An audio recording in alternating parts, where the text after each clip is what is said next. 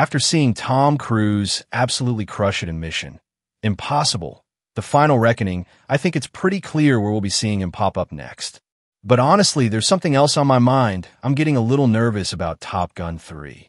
A new update just dropped, and it kind of flips everything we loved about Top Gun, Maverick, on its head. So let's break down everything we know so far and talk it through. Here's the thing. Top Gun 3 already kind of has the perfect storyline, and if you paid close attention during Top Gun, Maverick, you probably caught where it was headed.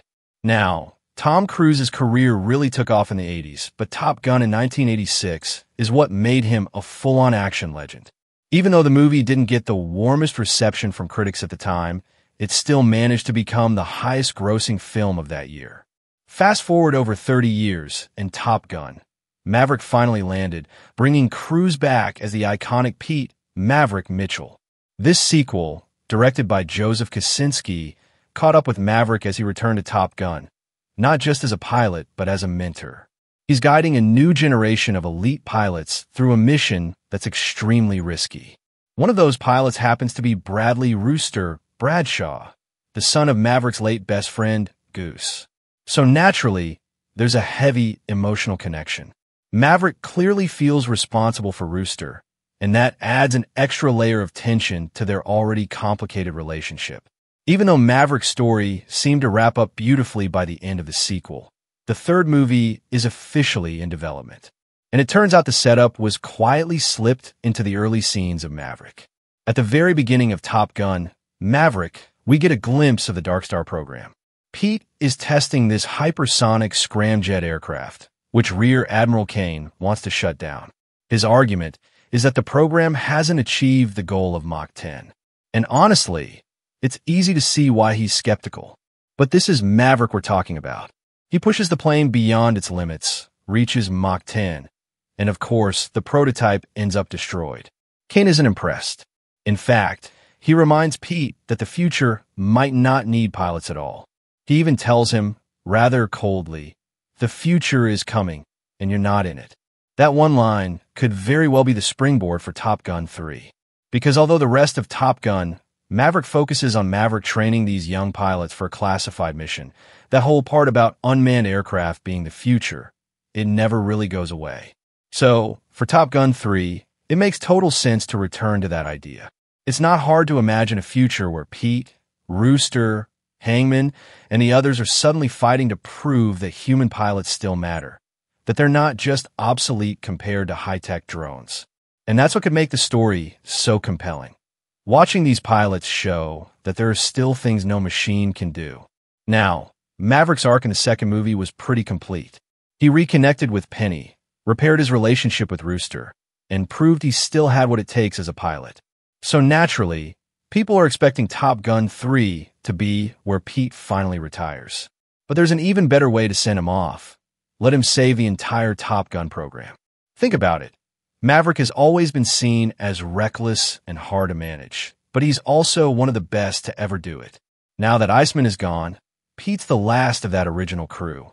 So imagine how powerful it would be if he were the one to fight for the future of manned flight, protecting not just his legacy, but the careers of all those young pilots he trained.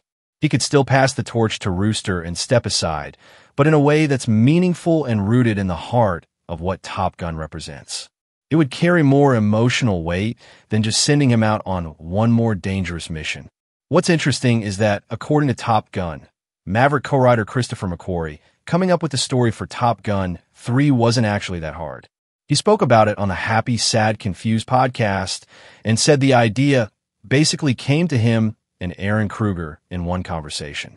It just clicked. They weren't even expecting to crack it that fast, but once they started talking, it all came together. That said, the framework is there, but the script still seems to be in development. McQuarrie admitted that the challenge isn't really the concept. It's all about making sure the story has the right emotional core. Action, spectacle, and even the technical stuff are important. But what makes a Top Gun movie resonate is the emotional connection, the relationships, and the heart behind all the flying. And this brings us to a bit of concern. Because while it's great that the story idea for Top Gun 3 came together quickly, it's also the total opposite of what happened with Top Gun, Maverick. That movie took more than 3 decades to materialize. Cruise kept turning down sequel offers because he didn't want to do it unless the story was perfect. And when director Tony Scott passed away in 2012, things looked even more uncertain. But they waited. They took their time, and it paid off. Maverick was a smash hit, not just because of the incredible flying sequences, but because of its emotional core, especially the complicated but heartfelt bond between Maverick and Rooster. It was so well done that it even snagged an Oscar nomination for Best Adapted Screenplay, which isn't something you see every day for an action film. So now, knowing that Top Gun 3 was cracked in a single brainstorming session, it makes you wonder, could it be a little too easy? Could the new movie end up feeling rushed or too safe, sticking too closely to a formula that worked last time instead of pushing the story forward? That's definitely a valid concern. But then again, we're talking about Christopher McQuarrie here, the same guy who helped write Top Gun, Maverick, and has been a major creative force behind the Mission Impossible series. He clearly understands what works for Cruise and what audiences want. So even though the development was fast, there's still good reason to trust the team behind it. At the end of the day, the most important thing is making sure Top Gun 3 has that same emotional punch. It can't just be fast planes and cool stunts. It has to mean something. If the third film really leans into the idea of man versus machine and gives Pete a final mission that's about protecting the soul of Top Gun itself, then it might not just live up to the legacy. It could actually be the most meaningful chapter in the whole story. So while there's a little reason to worry, there's also plenty of reason to be excited. As long as Cruise, McQuarrie, and the rest of the creative team stay focused on the emotion behind the action, Top Gun 3 has all the pieces in place to soar.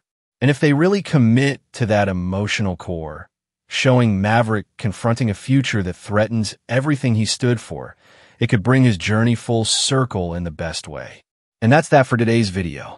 Thanks for watching, and we'll see you in the next one. Your suggestions for future videos are always welcome in the comments below. Don't forget to like, share, and subscribe to stay in the loop. And if you want, you can share your thoughts about this video in the comments.